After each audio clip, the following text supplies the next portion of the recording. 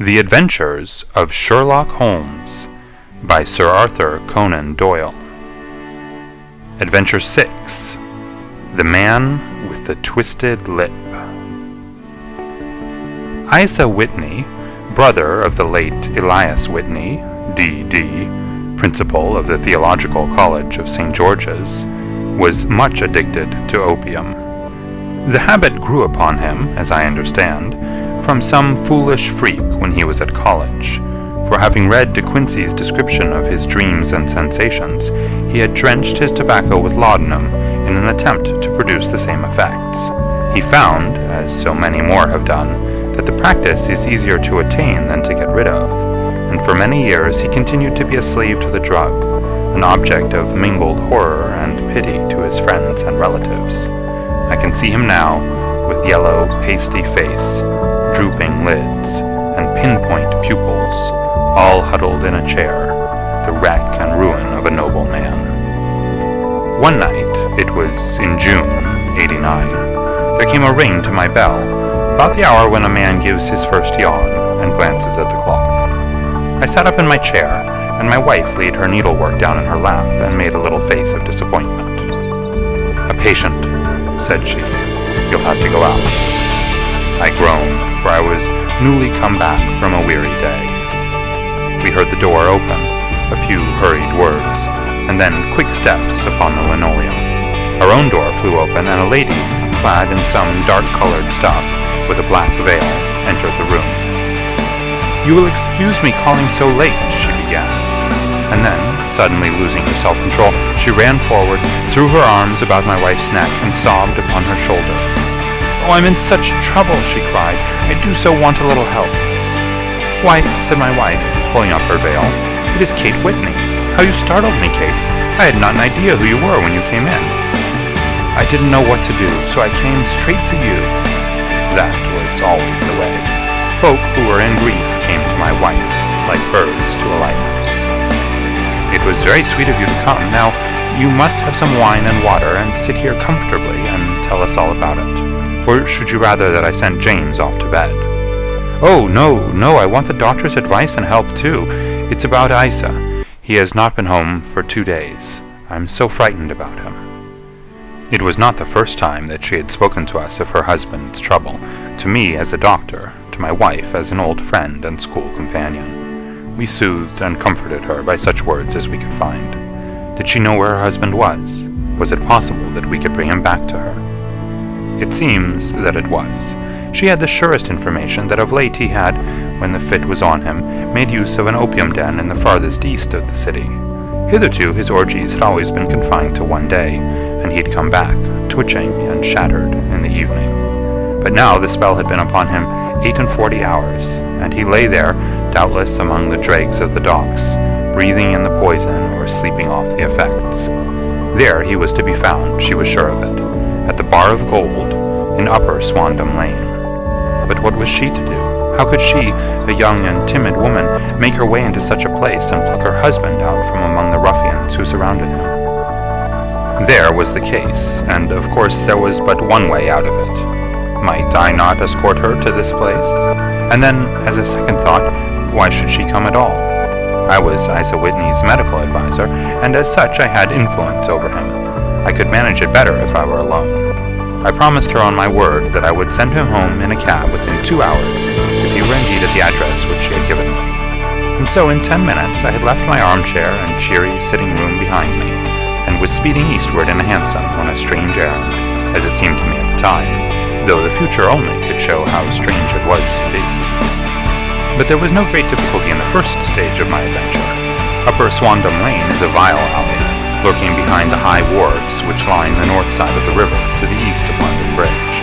Between a slop shop and a gin shop, approached by a steep flight of steps leading down to a black gap like the mouth of a cave, I found the den of which I was in search.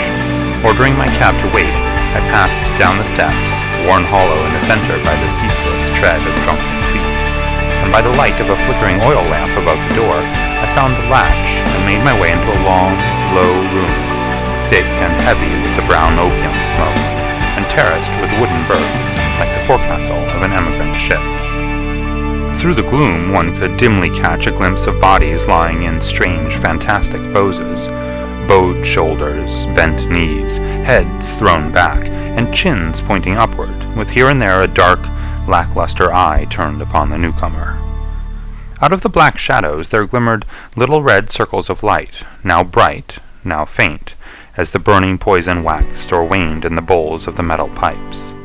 The most lay silent, but some muttered to themselves, and others talked together in a strange, low, monotonous voice, their conversation coming in gushes, and then suddenly tailing off into silence, each mumbling out his own thoughts and paying little heed to the words of his neighbor. At the farther end was a small brazier of burning charcoal, beside which, on a three-legged wooden stool, there sat a tall, thin old man, with his jaw resting upon his two fists, and his elbows upon his knees, staring into the fire. As I entered, a sallow Malay attendant had hurried up with a pipe for me and a supply of the drug, beckoning me to an empty berth. "Thank you, I have not come to stay," said I. "There is a friend of mine here, Mr. Isa Whitney, and I wish to speak with him." There was a movement and an exclamation from my right, and peering through the gloom I saw Whitney, pale, haggard, and unkempt, staring out at me. "My God, it's Watson," said he. He was in a pitiable state of reaction, with every nerve in a twitter. "I say, Watson, what o'clock is it?" "Nearly 11. "Of what day?" "Of Friday, June 19th. "Good heavens! I thought it was Wednesday." "It is Wednesday. What do you want to frighten a chap for?" He sank his face onto his arms and began to sob in a high treble key. "I tell you that it is Friday, man. Your wife has been waiting this 2 days for you. You should be ashamed of yourself." "So I am. But you've got mixed, Watson, for I've only been here a few hours. 3 pipes, 4 pipes, I forget how many. But I'll go home with you. I wouldn't frighten Kate. Poor little Kate. Give me your hand. Have you a cab?" "Yes, I have one waiting." "Then I shall go in it. But I must owe something. Find what I owe, Watson. I am all off color. I can do nothing for myself." I walked down the narrow passage between the double row of sleepers, holding my breath to keep out the vile, stupefying fumes of the drug, and looking about for the manager. As I passed the tall man who sat by the brazier, I felt a sudden pluck at my skirt, and a low voice whispered, "Walk past me, and then look back at me." The words fell quite distinctly upon my ear. I glanced down. They could only have come from the old man at my side, and yet he sat now as absorbed as ever, very thin, very wrinkled, bent with age, an opium pipe dangling down from between his knees, as though it had dropped in sheer lassitude from his fingers. I took 2 steps forward and looked back. It took all my self-control to prevent me from breaking out into a cry of astonishment. He had turned his back so that none could see him but I. His form had filled out, his wrinkles were gone, the dull eyes had regained their fire, and there, sitting by the fire and grinning at my surprise, was none other than Sherlock Holmes. He made a slight motion to me to approach him, and instantly, as he turned his face half round to the company once more, subsided into a doddering, loose-lipped senility. "Holmes," I whispered, "what on earth are you doing in this den?" "As low as you can," he answered. "I have excellent ears. If you would have the great kindness to get rid of that sottish friend of yours, I should be exceedingly glad to have a little talk with you. I have a cab outside. Then pray send him home in it. You may safely trust him, for he appears to be too limp to get into any mischief. I should recommend you also to send a note by the cabman to your wife, to say that you have thrown in your lot with me. If you will wait outside, I shall be with you in 5 minutes."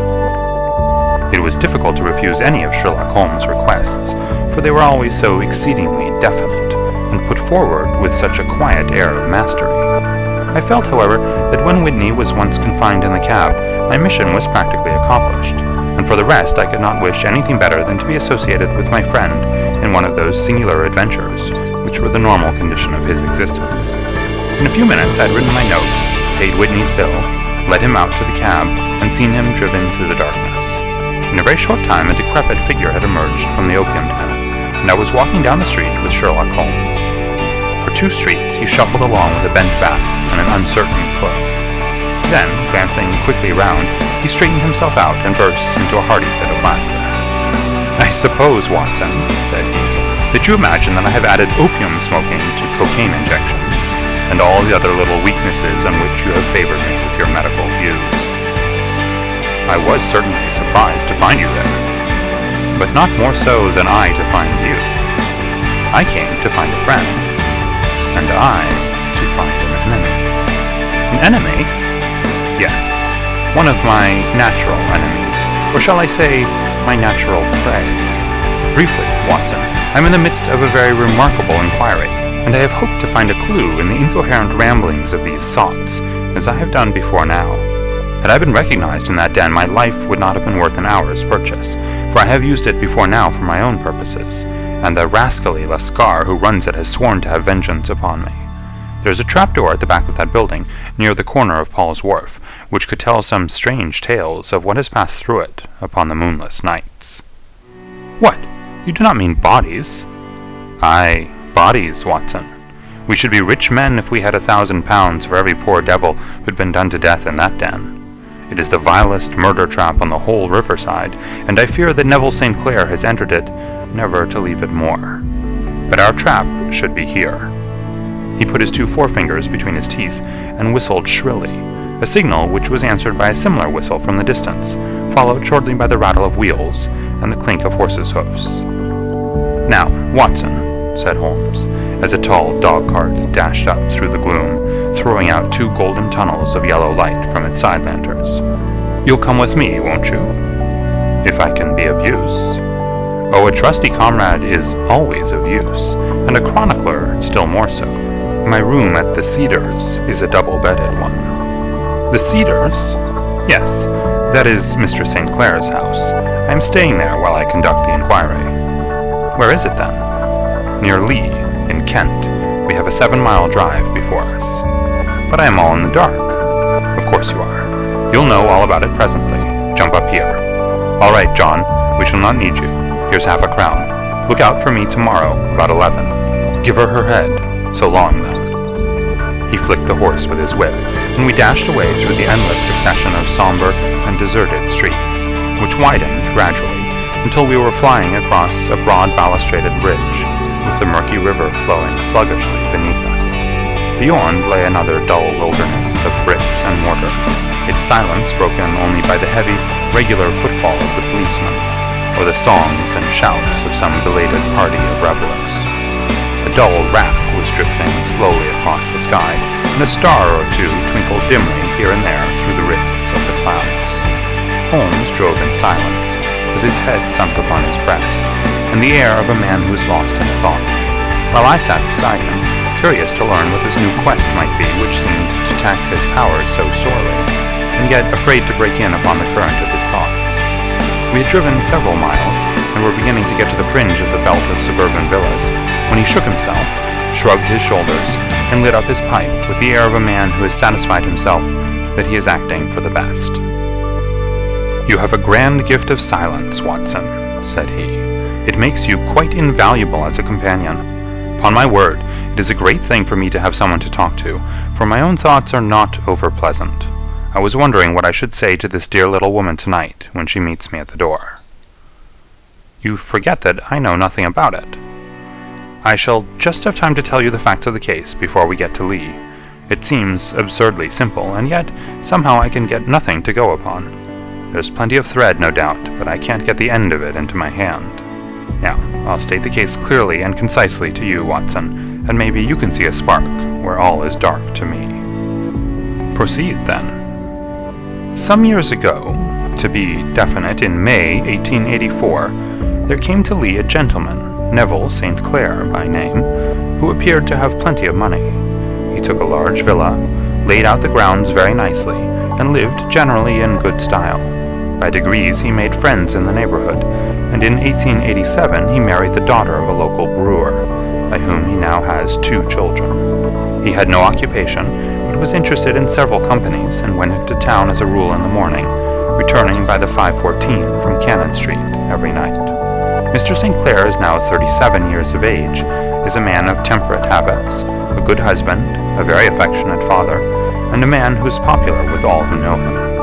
I may add that his whole debts at the present moment, as far as we've been able to ascertain, amount to £88 10 shillings, while he has £220 standing to his credit in the Capital and Counties Bank. There is no reason, therefore, to think that money troubles have been weighing upon his mind. Last Monday, Mr. Neville St. Clair went into town rather earlier than usual, remarking before he started that he had 2 important commissions to perform, and that he would bring his little boy home a box of bricks. Now, by the merest chance, his wife received a telegram upon this same Monday, very shortly after his departure, to the effect that a small parcel of considerable value, which she had been expecting, was waiting for her at the offices of the Aberdeen Shipping Company.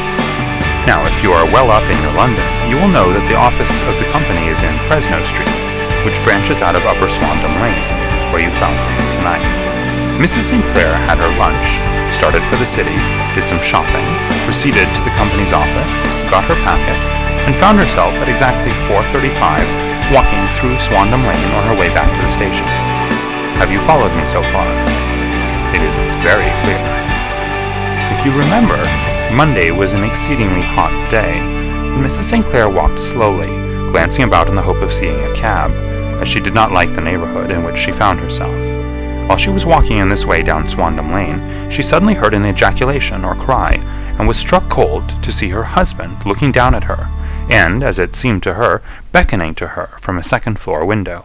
The window was open, and she distinctly saw his face, which she describes as being terribly agitated.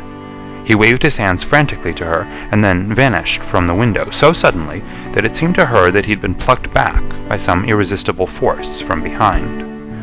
One singular point, which struck her quite feminine eye, was that although he wore some dark coat, such as he had started to town in, he had on neither collar nor necktie. Convinced that something was amiss with him, she rushed down the steps, for the house was none other than the opium den in which you found me tonight, and running through the front room, she attempted to ascend the stairs which led to the first floor. At the foot of the stairs, however, she met this Lascar scoundrel of whom I have spoken, who thrust her back and, aided by a Dane, who acts as assistant there, pushed her out into the street. Filled with the most maddening doubts and fears, she rushed down the lane, and by rare good fortune met in Fresno Street a number of constables with an inspector, all on their way to their beat. The inspector and 2 men accompanied her back, and in spite of the continued resistance of the proprietor, they made their way up to the room in which Mr. St. Clair had last been seen.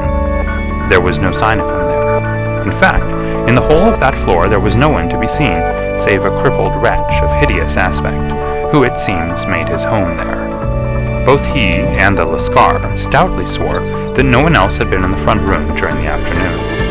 So determined was their denial that the inspector was staggered, and had almost come to believe that Mrs. St. Clair had been deluded when, with a cry, she sprang at a small deal box which lay upon the table and tore the lid from it. Out there fell a cascade of children's bricks. It was the toy which she had promised to bring home. This discovery, and the evident confusion which the cripple showed, made the inspector realize that the matter was serious. The rooms were carefully examined, and results all pointed to an abominable crime. The front room was plainly furnished as a sitting room, and led into a small bedroom, which looked out upon the back of one of the wharves. Between the wharf and the bedroom window is a narrow strip, which is dry at low tide, but is covered at high tide with at least 4.5 feet of water. The bedroom window was a broad one, and opened from below. On examination, traces of blood were to be seen upon the windowsill, and several scattered drops were visible upon the wooden floor of the bedroom. Thrust away behind a curtain in the front room were all the clothes of Mr. Neville St. Clair, with the exception of his coat. His boots, his socks, his hat, and his watch, all were there. There were no signs of violence upon any of these garments, and there were no other traces of Mr. Neville St. Clair. Out of the window he must apparently have gone, for no other exit could be discovered, and the ominous bloodstains upon the sill gave little promise that he could save himself by swimming, for the tide was at its very highest at the moment of the tragedy. And now as to the villains who seemed to be immediately implicated in the matter. The Lascar was known to be a man of the vilest antecedents, but as, by Mrs. St. Clair's story, he was known to have been at the foot of the stair within a very few seconds of her husband's appearance at the window, he could hardly have been more than an accessory to the crime. His defense was one of absolute ignorance, and he protested that he had no knowledge as to the doings of Hugh Boone, his lodger, and that he could not account in any way for the presence of the missing gentleman's clothes. So much for the Lascar manager. Now for this sinister cripple who lives upon the second floor of the opium den, and who was certainly the last human being whose eyes rested upon Neville St. Clair. His name is Hugh Boone, and his hideous face is one which is familiar to every man who goes much to the city. He is a professional beggar, though in order to avoid the police regulations, he pretends to a small trade in wax vestas. Some little distance down Threadneedle Street, upon the left-hand side, there is, as you may have remarked, a small angle in the wall. Here it is that this creature takes his daily seat, cross-legged with his tiny stock of matches on his lap, and as he is a piteous spectacle, a small lane of charity descends into the greasy leather cap which lies upon the pavement beside him. I have watched the fellow more than once before ever I thought of making his professional acquaintance, and I have been surprised at the harvest which he has reaped in a short time.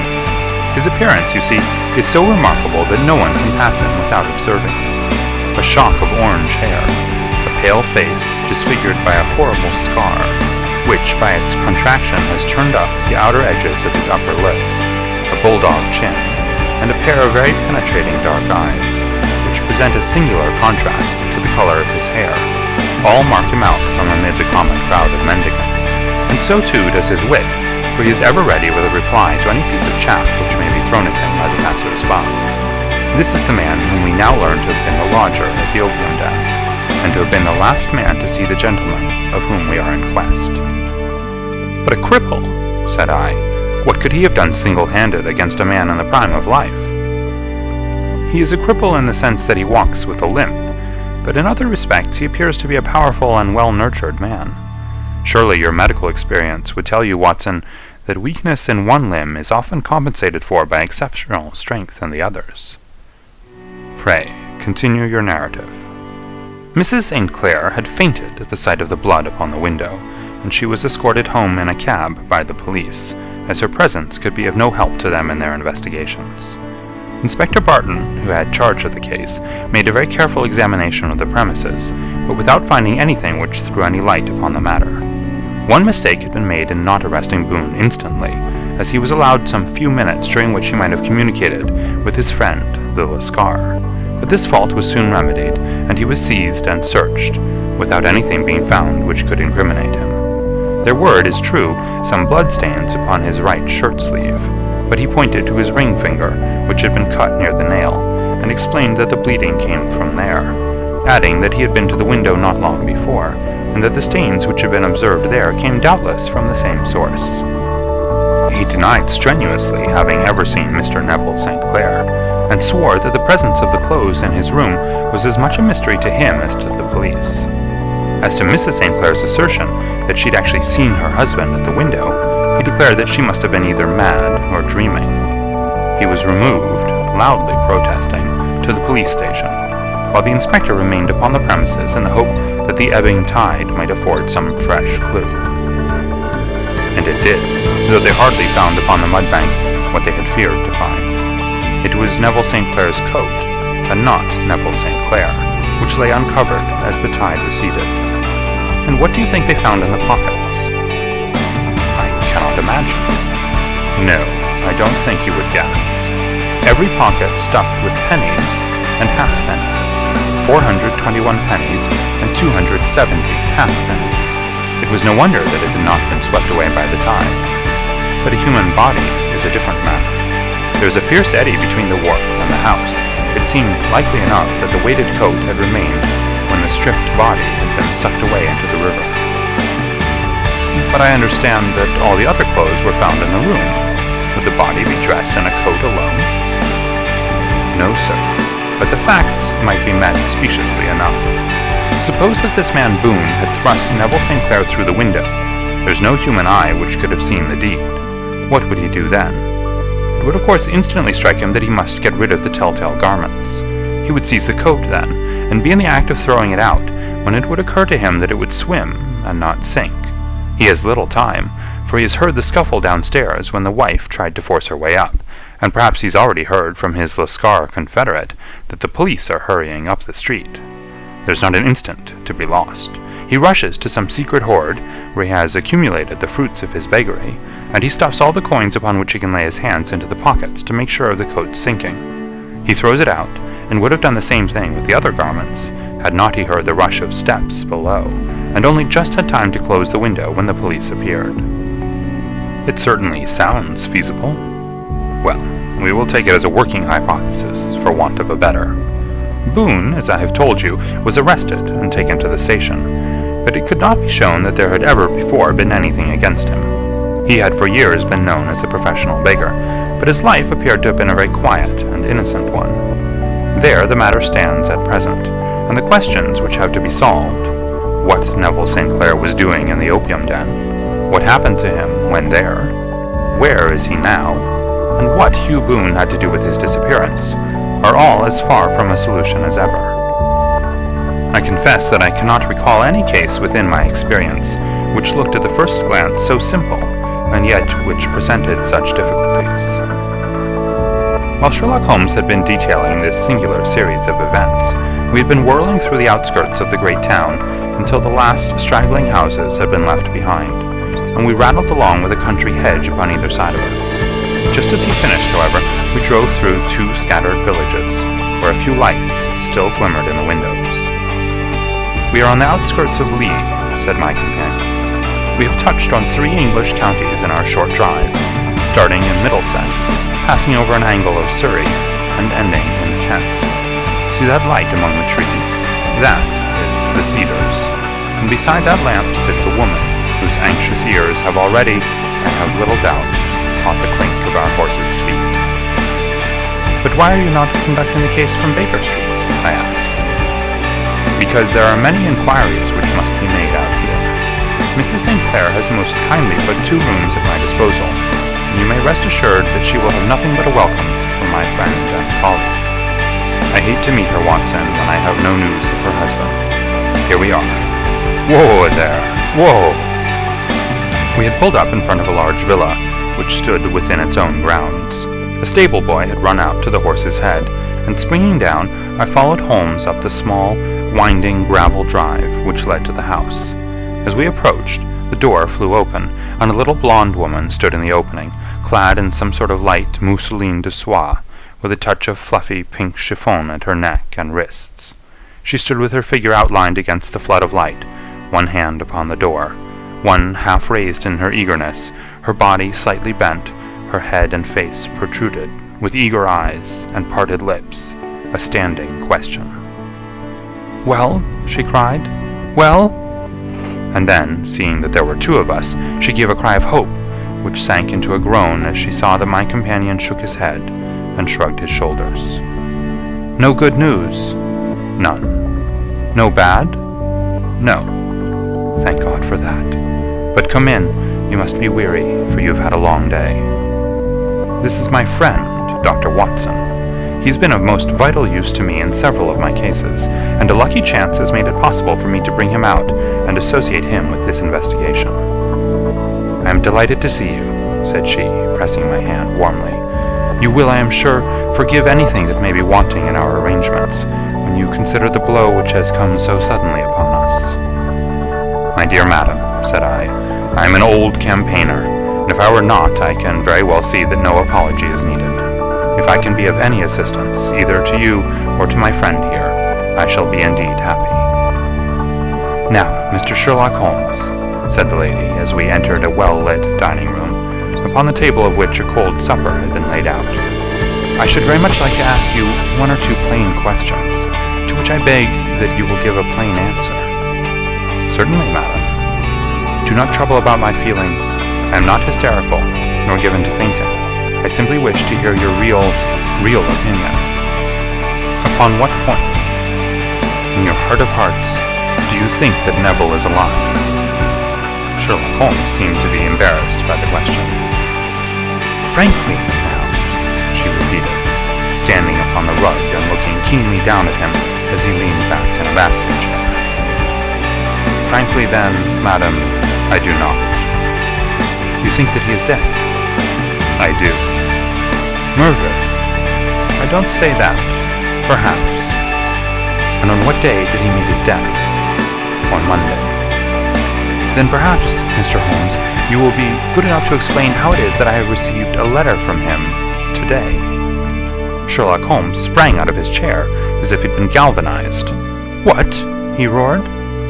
Yes, today. She stood smiling, holding up a little slip of paper in the air. May I see it? Certainly. He snatched it from her in his eagerness, and smoothing it out upon the table, he drew over the lamp and examined it intently. I had left my chair and was gazing at it over his shoulder. The envelope was a very coarse one, and was stamped with the Gravesend postmark, and with the date of that very day, or rather of the day before, for it was considerably after midnight. Coarse writing, murmured Holmes. Surely this is not your husband's writing, madam? No, but the enclosure is. I perceive also that whoever addressed the envelope had to go and inquire as to the address. How can you tell that? The name, you see, is in perfectly black ink, which has dried itself. The rest is of the grayish color, which shows that blotting paper has been used. If it had been written straight off and then blotted, none would be of a deep black shade. This man has written the name, and there has then been a pause before he wrote the address, which can only mean that he was not familiar with it. It is, of course, a trifle, but there is nothing so important as trifles. Let us now see the letter. Ha! There's been an enclosure here. Yes, there was a ring, his signet ring. And you are sure that this is your husband's hand? One of his hands? One? His hand when he wrote hurriedly. It is very unlike his usual writing, and yet I know it well. Dearest, do not be frightened. All will come well. There is a huge error which it may take some little time to rectify. Wait in patience. Neville. Written in pencil upon the flyleaf of a book, octavo size, no watermark. Posted today in Gravesend by a man with a dirty thumb. And the flap has been gummed, if I'm not very much in error, by a person who hath been chewing tobacco. And you have no doubt that it is your husband's hand, madam. None. Neville wrote those words. And they were posted today at Gravesend. Well, Mrs. St. Clair, the clouds lighten, though I should not venture to say that the danger is over. But he must be alive, Mr. Holmes. Unless this is a clever forgery to put us on the wrong scent. The ring, after all, proves nothing. It may have been taken from him. No, it is his very own writing. Very well. It may, however, have been written on Monday and only posted today. That is possible. If so, much may have happened between. Oh, but you must not discourage me, Mr. Holmes. I know that all is well with him. There is so keen a sympathy between us that I should know if evil came upon him. On the very day that I saw him last, he cut himself in the bedroom, and yet I, in the dining room, rushed upstairs instantly with the utmost certainty that something had happened. Do you think that I would respond to such a trifle, and yet be ignorant of his death?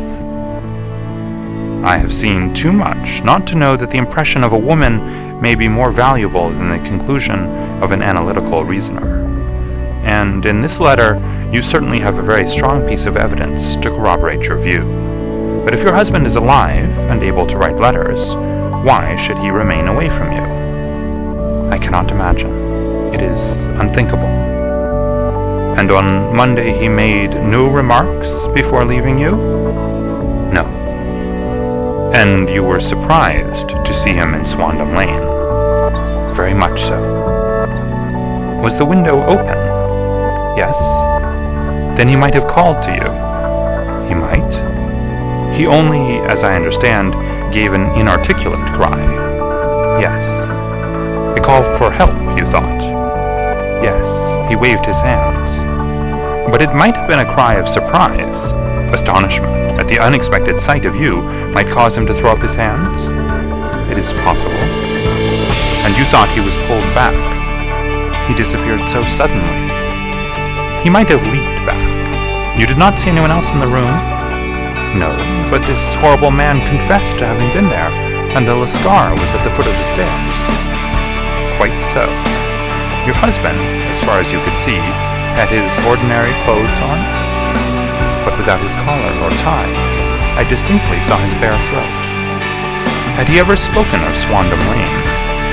Never. Had he ever showed any signs of having taken opium? Never. Thank you, Mrs. St. Clair. Those are the principal points about which I wished to be absolutely clear. We shall now have a little supper, and then retire, for we may have a very busy day tomorrow. A large and comfortable double-bedded room had been placed at our disposal, and I was quickly between the sheets, for I was weary after my night of adventure. Sherlock Holmes was a man, however, who, when he had an unsolved problem upon his mind, would go for days, and even for a week, without rest, turning it over, rearranging his facts, looking at it from every point of view, until he had either fathomed it, or convinced himself that his data were insufficient. It was soon evident to me that he was now preparing for an all-night sitting. He took off his coat and waistcoat, put on a large blue dressing-gown, and then wandered about the room collecting pillows from his bed, and cushions from the sofa and armchairs. With these he constructed a sort of Eastern divan, upon which he perched himself, cross-legged, with an ounce of shag tobacco and a box of matches laid out in front of him. In the dim light of the lamp I saw him sitting there, an old briar pipe between his lips, his eyes fixed vacantly upon the corner of the ceiling, the blue smoke curling up from him, silent, motionless, with the light shining upon his strong-set, aquiline features. So he sat as I dropped off to sleep, and so he sat when a sudden ejaculation caused me to wake up, and I found the summer sun shining into the apartment. The pipe was still between his lips, the smoke still curled upward, and the room was full of a dense tobacco haze, but nothing remained of the heap of shag which I had seen upon the previous night. "Awake, Watson?" he asked. "Yes." "Game for a morning drive?" "Certainly." "Then dress. No one is stirring yet, but I know where the stable boy sleeps, and we shall soon have the trap out." He chuckled to himself as he spoke. His eyes twinkled, and he seemed a different man to the somber thinker of the previous night. As I dressed, I glanced at my watch. It was no wonder that no one was stirring. It was 25 minutes past 4. I'd hardly finished when Holmes returned with the news that the boy was putting in the horse. "I want to test a little theory of mine," said he, pulling on his boots. "I think, Watson, that you are now standing in the presence of one of the most absolute fools in Europe. I deserve to be kicked from here to Charing Cross, but I think I have the key of the affair now." "And where is it?" I asked, smiling. "In the bathroom," he answered. "Oh yes, I'm not joking," he continued, seeing my look of incredulity. "I have just been there, and I have taken it out, and I have got it in this Gladstone bag. Come on, my boy, and we shall see whether it will not fit the lock." We made our way downstairs as quietly as possible, and out into the bright morning sunshine. In the road stood our horse and trap, with the half-clad stable boy waiting at the head. We both sprang in, and away we dashed down the London road. A few country carts were stirring, bearing in vegetables to the metropolis, but the lines of villas on either side were as silent and lifeless as some city in a dream. "It has been in some points a singular case," said Holmes, flicking the horse on into a gallop. "I confess that I have been as blind as a mole, but it is better to learn wisdom late than never to learn it at all." In town, the earliest risers were just beginning to look sleepily from their windows as we drove through the streets of the Surrey side. Passing down the Waterloo Bridge Road, we crossed over the river, and dashing up Wellington Street, wheeled sharply to the right, and found ourselves in Bow Street. Sherlock Holmes was well known to the force, and the two constables at the door saluted him. One of them held the horse's head, while the other led us in. "Who's on duty?" asked Holmes. "Inspector Bradstreet, sir." "Ah, Bradstreet, how are you?" A tall, stout official had come down the stone-flagged passage, in a peaked cap and frogged jacket. "I wish to have a quiet word with you, Bradstreet." "Certainly, Mr. Holmes. Step into my room here." It was a small, office-like room, with a huge ledger upon the table, and a telephone projecting from the wall. The inspector sat down at his desk. "What can I do for you, Mr. Holmes?" "I called about that beggarman, Boone, the one who was charged with being concerned in the disappearance of Mr. Neville St. Clair, of Lee." "Yes, he was brought up and remanded for further inquiries." "So I heard. You have him here?" "In the cells." "Is he quiet?" "Oh, he gives no trouble, but he's a dirty scoundrel." "Dirty?" "Yes, it is all we can do to make him wash his hands, and his face is as black as a tinker's. Well, and once his case has been settled, he will have a regular prison bath, and I think if you saw him, you would agree with me that he needed it." "I should like to see him very much." "Would you? That's easily done. Come this way. You can leave your bag." "No, I think that I'll take it." "Very good. Come this way, if you please." He led us down a passage, opened a barred door, passed down a winding stair, and brought us to a whitewashed corridor with a line of doors on each side. "The third on the right is his," said the inspector. "Here it is." He quietly shot back a panel in the upper part of the door and glanced through. "He's asleep," said he. "You can see him very well." We both put our eyes to the grating. The prisoner lay with his face towards us, in a very deep sleep, breathing slowly and heavily. He was a middle-sized man, coarsely clad as became his calling, with a colored shirt protruding through the rent in his tattered coat. He was, as the inspector had said, extremely dirty, but the grime which covered his face could not conceal its repulsive ugliness. A broad weal from an old scar ran right across it from eye to chin, and by its contraction had turned up one side of the upper lip, so that 3 teeth were exposed in a perpetual snarl. A shock of very bright red hair grew low over his eyes and forehead. "He's a beauty, isn't he?" said the inspector. "He certainly needs a wash," remarked Holmes. "I had an idea that he might, and I took the liberty of bringing the tools with me." He opened the Gladstone bag as he spoke, and took out, to my astonishment, a very large bath sponge. You're a funny one," chuckled the inspector. "Now, if you will have the great goodness to open that door very quietly, we will soon make him cut a much more respectable figure." "Well, I don't know why not," said the inspector. "He doesn't look a credit to the Bow Street cells, does he?" He slipped his key into the lock, and we all very quietly entered the cell. The sleeper half turned, and then settled down once more into a deep slumber. Holmes stooped to the water jug, moistened his sponge, and then rubbed it twice vigorously across and down the prisoner's face. "Let me introduce you," he shouted, "to Mr. Neville St. Clair, of Lee, in the county of Kent." Never in my life have I seen such a sight. The man's face peeled off under the sponge like the bark from a tree. Gone was the coarse brown tint. Gone, too, was the horrid scar which had seamed it across, and the twisted lip which had given the repulsive sneer to the face. A twitch brought away the tangled red hair, and there, sitting up in his bed, was a pale, sad-faced, refined-looking man, black hair and smooth skin, rubbing his eyes and staring about him with sleepy bewilderment. Then, suddenly realizing the exposure, he broke into a scream and threw himself down with his face to the pillow. "Great heavens!" cried the inspector. "It is, indeed, the missing man. I know him from the photograph." The prisoner turned with the reckless air of a man who abandons himself to his destiny. "Be it so," said he. "And pray, what am I charged with?" "With making away with Mr. Neville St. "Oh, come, you can't be charged with that unless they make a case of attempted suicide of it," said the inspector with a grin. "Well, I've been 27 years in the force, but this really takes the cake. If I am Mr. Neville St. Clair, then it is obvious that no crime has been committed, and that therefore I am illegally detained." "No crime, but a very great error has been committed," said Holmes. "You would have done better to have trusted your wife." "It was not the wife, it was the children," groaned the prisoner. "God help me, I would not have them ashamed of their father. My God, what an exposure! What can I do?" Sherlock Holmes sat down beside him on the couch and patted him kindly on the shoulder. "If you leave it to a court of law to clear the matter up," said he, "of course you can hardly avoid publicity.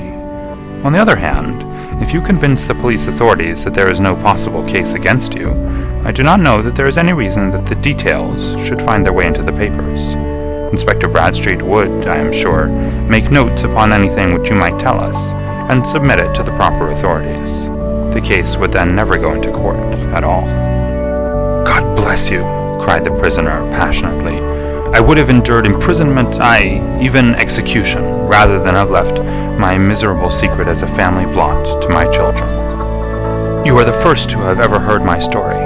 My father was a schoolmaster in Chesterfield, where I received an excellent education. I traveled in my youth, took to the stage, and finally became a reporter on an evening paper in London. One day my editor wished to have a series of articles upon begging in the metropolis, and I volunteered to supply them. There was the point from which all my adventures started. It was only by trying begging as an amateur that I could get the facts upon which to base my articles. When an actor, I had, of course, learned all the secrets of making up, and had been famous in the green room for my skill. I took advantage now of my attainments. I painted my face, and to make myself as pitiable as possible, I made a good scar, and fixed one side of my lip in a twist by the aid of a small slip of flesh-colored plaster. Then, with a red head of hair, and an appropriate dress, I took my station in the business part of the city, ostensibly as a match seller, but really as a baker. For 7 hours I plied my trade, and when I returned home in the evening, I found to my surprise that I had received no less than 26 shillings and 4 pence. I wrote my articles, and thought little more of the matter, until some time later I backed a bill for a friend, and had a writ served upon me for £25. I was at my wit's end where to get the money, but a sudden idea came to me. I begged a fortnight's grace from the creditor, asked for a holiday from my employers, and spent the time in begging in the city under my disguise. In 10 days I had the money, and had paid the debt. Well, you can imagine how hard it was to settle down to arduous work at £2 a week, when I knew that I could earn as much in a day by smearing my face with a little paint, laying my cap on the ground, and sitting still. It was a long fight between my pride and the money, but the dollars won at last, and I threw up reporting and sat day after day in the corner which I had first chosen, inspiring pity by my ghastly face, and filling my pockets with coppers. Only one man knew my secret. He was the keeper of a low den in which I used to lodge in Swandam Lane, where I could every morning emerge as a squalid beggar, and in the evenings transform myself into a well-dressed man about town. This fellow, a Lascar, was well paid by me for his rooms, so that I knew that my secret was safe in his possession. Well, very soon I found that I was saving considerable sums of money. I do not mean that any beggar in the streets of London could earn £700 a year, which is less than my average takings, but I had exceptional advantages in my power of making up, and also in a facility of repartee, which improved by practice and made me quite a recognized character in the city. All day a stream of pennies, varied by silver, poured in upon me, and it was a very bad day in which I failed to take £2. As I grew richer, I grew more ambitious, took a house in the country, and eventually married, without anyone having a suspicion as to my real occupation. My dear wife knew that I had business in the city. She little knew what. Last Monday I had finished for the day, and was dressing in my room above the opium den, when I looked out of my window and saw, to my horror and astonishment, that my wife was standing in the street, with her eyes fixed full upon me. I gave a cry of surprise, threw up my arms to cover my face, and rushing to my confidant, the Lascar, entreated him to prevent anyone from coming up to me. I heard her voice downstairs, but I knew that she could not assent. Swiftly I threw off my clothes, pulled on those of a beggar, and put on my pigments and wig. Even a wife's eyes could not pierce so complete a disguise. But then it occurred to me that there might be a search in the room, and that the clothes might betray me. I threw open the window, reopening by my violence a small cut which I had inflicted upon myself in the bedroom that morning. Then I seized my coat, which was weighted by the coppers which I had just transferred to it from the leather bag in which I carried my takings. I hurled it out of the window, and it disappeared into the Thames. The other clothes would have followed, but at that moment there was a rush of constables up the stair, and a few minutes after I found, rather I confess to my relief, that instead of being identified as Mr. Neville St. Clair, I was arrested as his murderer. I do not know that there is anything else for me to explain. I was determined to preserve my disguise as long as possible, and hence my preference for a dirty face. Knowing that my wife would be terribly anxious, I slipped off my ring and confided it to the Lascar at a moment when no constable was watching me, together with a hurried scrawl telling her that she had no cause to fear. "That note only reached her yesterday," said Holmes. "Good God! What a week she must have spent!"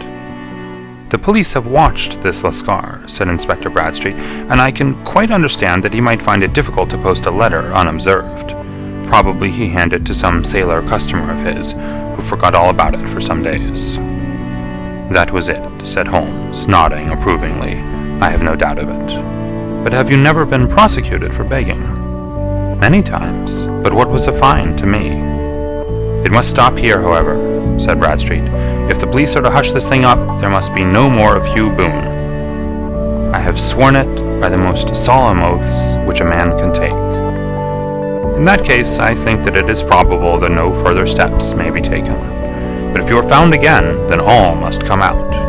I am sure, Mr. Holmes, that we are very much indebted to you for having cleared the matter up. I wish I knew how you reached your results." "I reached this one," said my friend, "by sitting upon 5 pillows and consuming an ounce of shag. I think, Watson, that if we drive to Baker Street, we shall just be in time for breakfast." End of Adventure 6.